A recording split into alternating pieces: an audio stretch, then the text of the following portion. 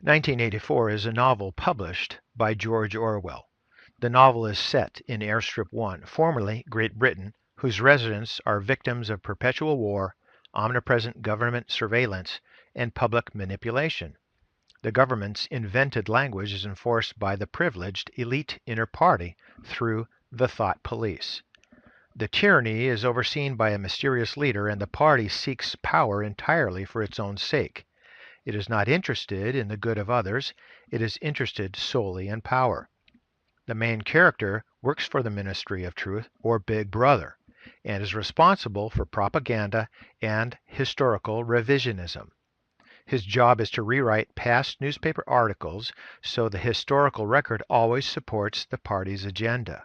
The workers are told they are correcting misquotations when they are actually writing false information in the place of fact and destroying previous editions of revised work so that there is no proof of government interference.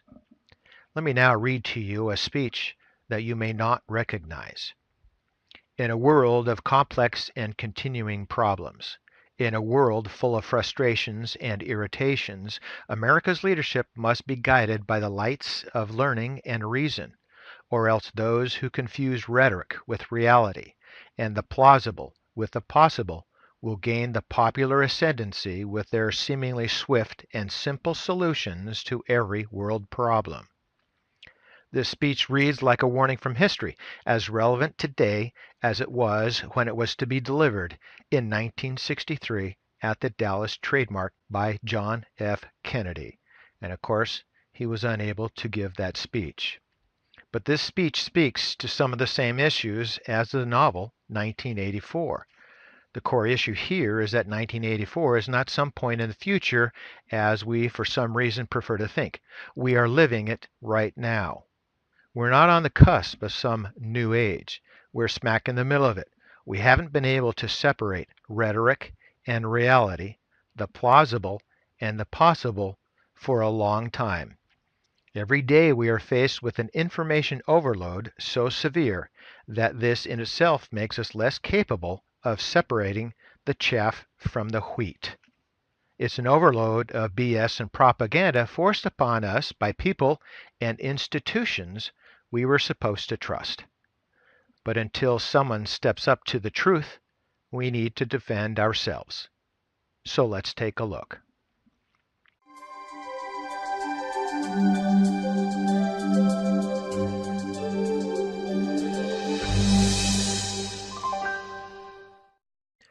This chart of debt, securities, and loans, also total debt in the U.S. economy, is a chart of the creation and distribution of new money, as the issuance of new debt is the mechanism in our financial system for creating new currency.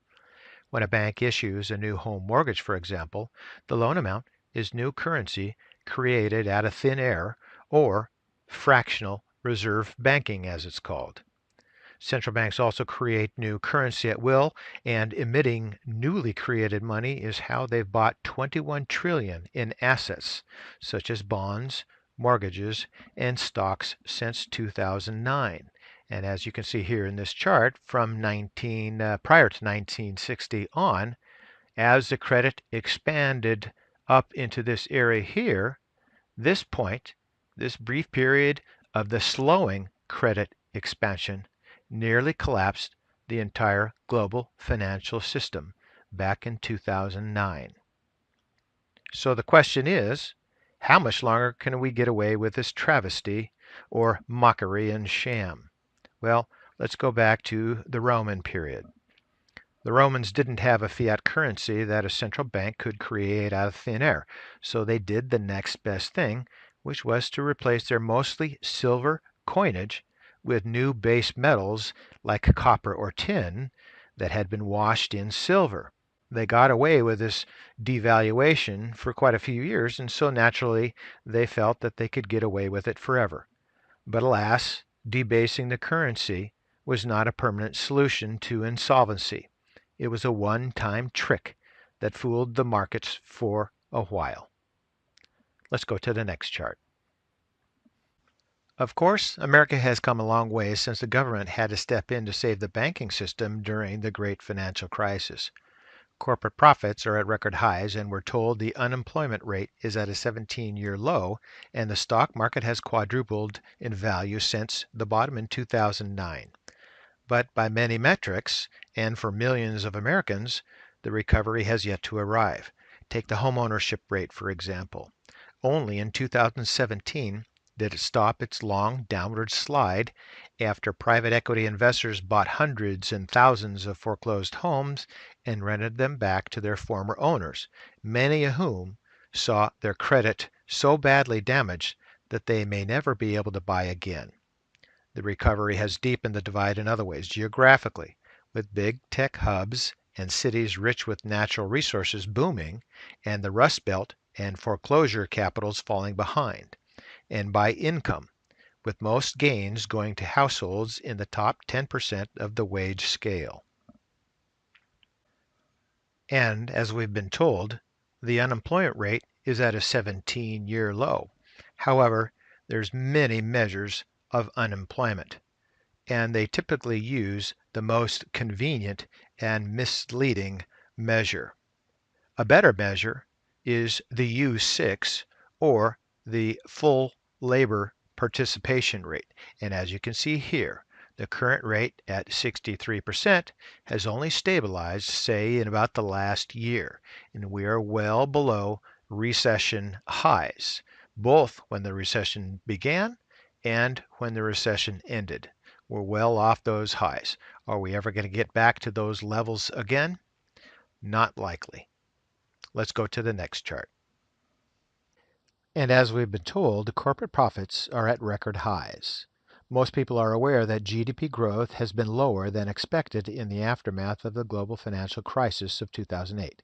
For example, real GDP growth for the past decade has been closer to 1.5% than the 3% experienced in the 50 years prior to 2008, as a result of the combination of slow economic growth and deficit spending. Most people are also aware that the debt to GDP ratio has been rising.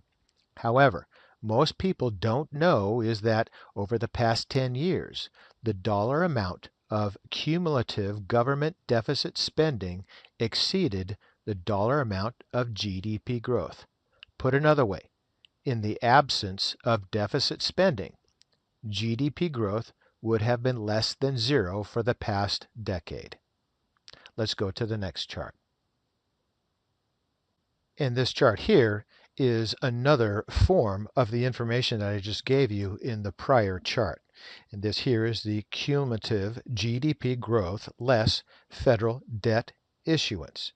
So one must ask two questions. First, is corporate America doing that well? And second, do we deserve a quadrupling of the stock market since the great financial crisis? So for today, that's ChewDog Charts. Thank you.